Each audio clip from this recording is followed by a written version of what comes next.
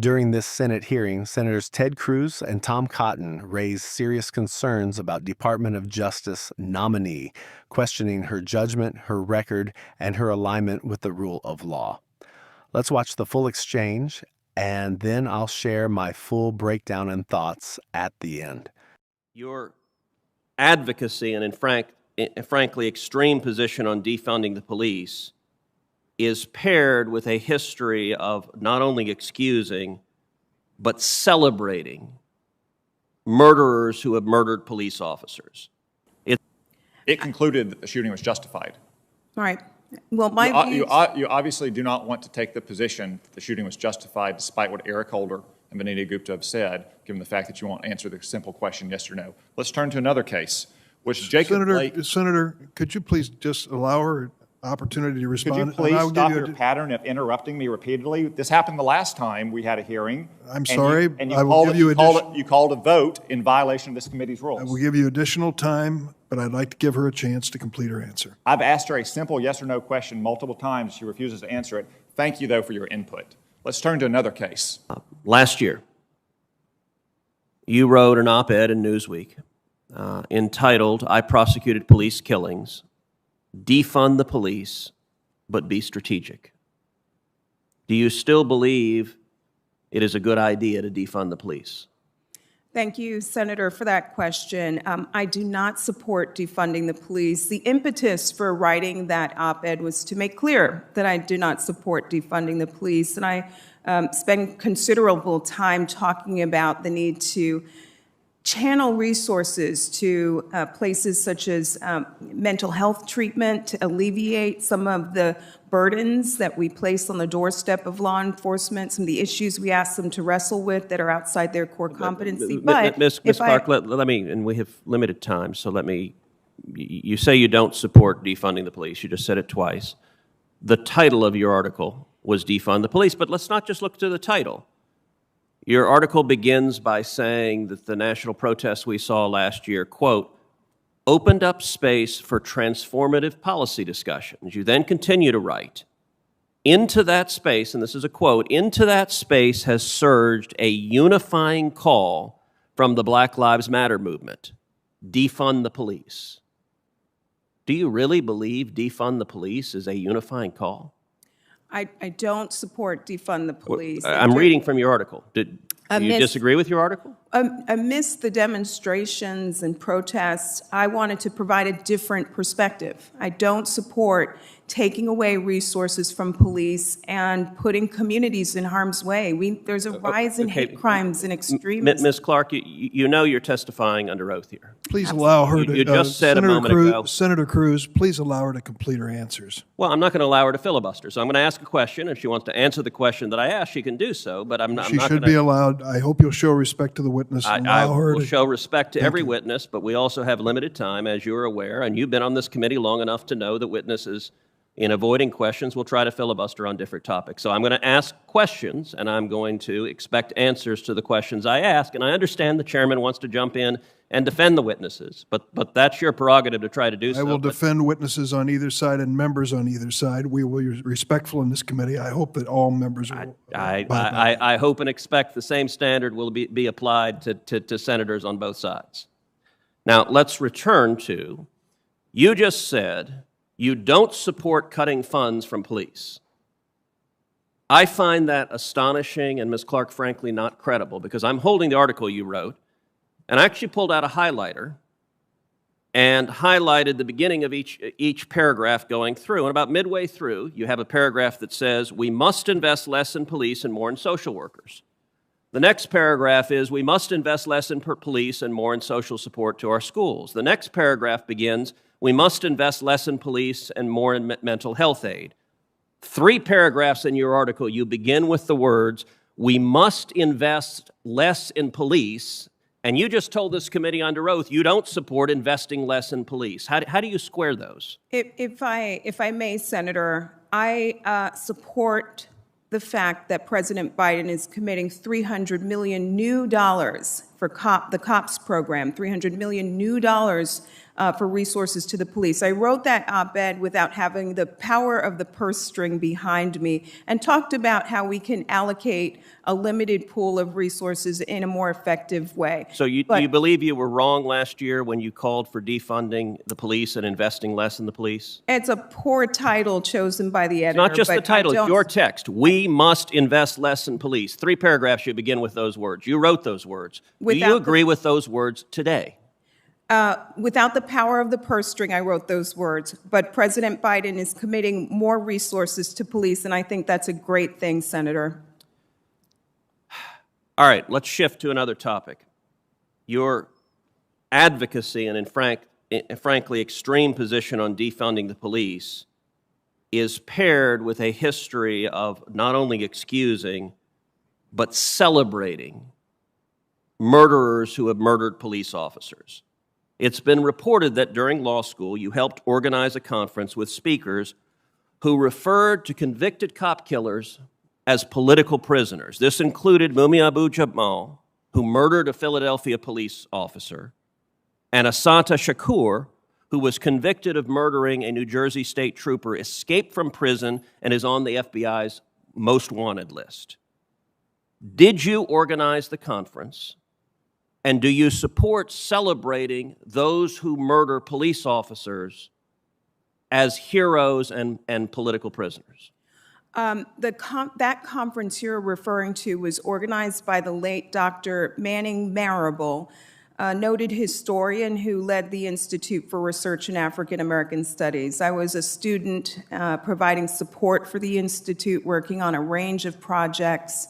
To the second question, Senator, no, I do not celebrate the loss of life. So if you say you didn't organize the conference, why did multiple speakers at the conference thank you by name for inviting them to speak at the conference? Because I was a hardworking student that made sure people were fed, mailed out invitations, provided the agenda. I was a student providing logistical support to a notable historian who was the one who organized that conference. So if there's a police officer in Philadelphia or New Jersey today watching this hearing, how are they supposed to react to your nomination to one of the senior positions of the Department of Justice, knowing that as a student you participated in a conference celebrating and lionizing cop killers who murdered a Philadelphia police officer and a New Jersey state trooper? How should a cop today watching this react to that news? I have never and would not ever celebrate the loss of life or the killing of a police officer, Senator. Not ever. Do you believe they're political prisoners? Thank you, Senator Cruz. Ms. Clark, was Officer Darren Wilson justified when he shot and killed Michael Brown in Ferguson, Missouri in 2014?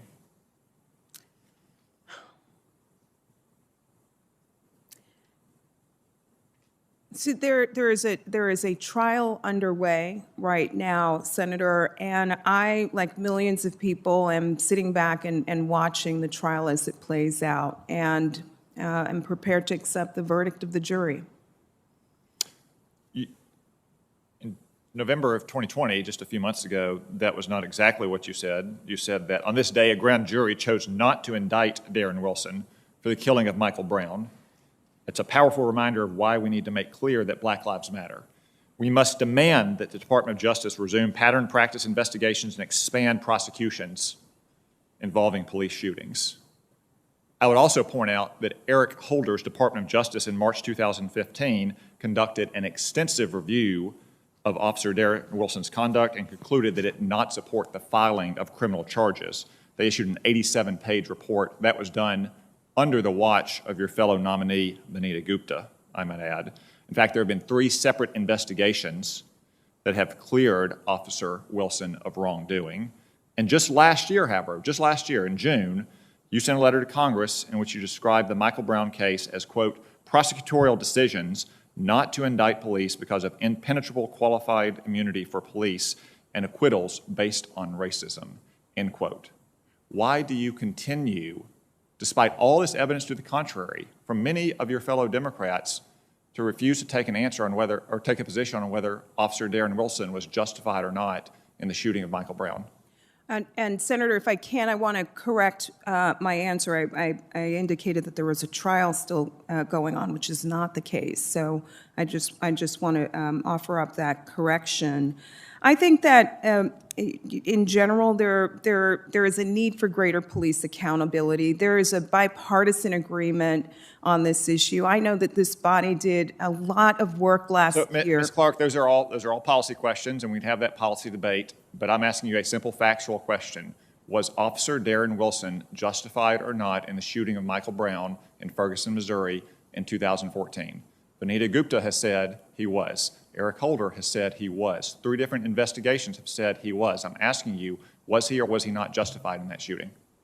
As a private citizen, based on the facts that I know, I'm not privy to the details that the federal government may have been privy to in the course of its investigation. As a private citizen, there is something that feels unfair.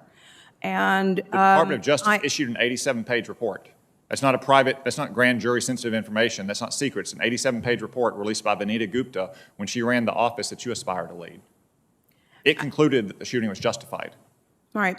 Well, You obviously do not want to take the position that the shooting was justified despite what Eric Holder and Vanita Gupta have said, given the fact that you won't answer the simple question yes or no. Let's turn to another case, which Jacob Blake... Senator, could you please just allow her opportunity to respond? Could you please stop your pattern of interrupting me repeatedly? This happened the last time we had a hearing. I'm sorry. I will give you you called a vote in violation of this committee's rules. I will give you additional time, but I'd like to give her a chance to complete her answer. I've asked her a simple yes or no question multiple times. She refuses to answer it. Thank you, though, for your input. Let's turn to another case.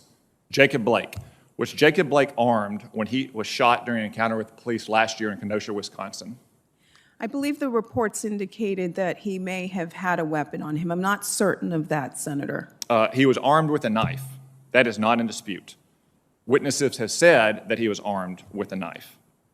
But yet again, you jump to conclusions. In the aftermath of that shooting, you repeatedly said on social media that he was unarmed.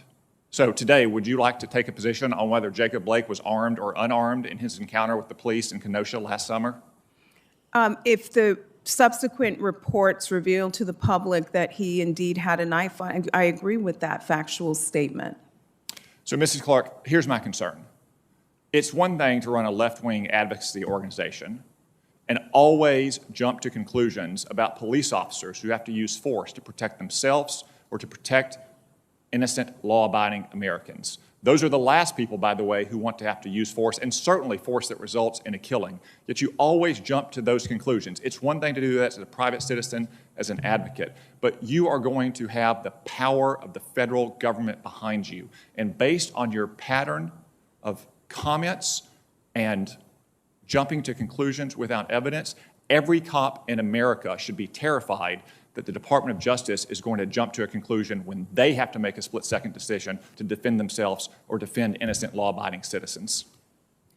If I can, Senator, I've done this job before. I served as a federal prosecutor during the Bush administration. I did that work with the benefit of working alongside and with expert FBI agents who helped to investigate and review the matters before us. As a private citizen running a nonpartisan organization, I appreciate that it's a different role. You have my commitment, Senator, that if I am confirmed to this position, I'll do what I did as a dedicated career attorney inside the Justice Department, which is follow the facts and the law and be guided by the work of FBI agents and other federal law enforcement agents if and when these matters arise. And police officers all around America can see today that you won't even agree with Vanita Gupta and Eric Holder that Darren Wilson was justified in the shooting of Michael Brown in 2014. I've not seen that report or read it thoroughly, and I'd welcome the opportunity to do so, Senator. Thank you, Senator Cotton. This was a powerful and methodical exchange. Senator Cruz began by pressing the nominee on her judicial philosophy and prior statements that hinted at a lenient stance toward criminal offenders. His questions were surgical, forcing the nominee to either defend or distance herself from a pattern that many Americans find deeply troubling. Then came Senator Tom Cotton, who took the baton with his characteristic directness. Cotton focused on accountability, asking whether her record truly reflects fairness under the law, or if political ideology had influenced her past decisions. Together, they painted a picture of a nominee whose approach seems less about justice and more about appeasing a political base. What's remarkable is how composed both senators remained, firm, professional, and grounded in principle. They weren't grandstanding, they were defending the core idea that justice must remain blind. And their performance today underscores a growing frustration with Biden's pattern of appointing officials whose priorities seem driven more by activism than by constitutional duty. In the end, Cruz and Cotton reminded the committee and the American people that these hearings matter. They're not about political theater, they're about safeguarding the integrity of our institutions.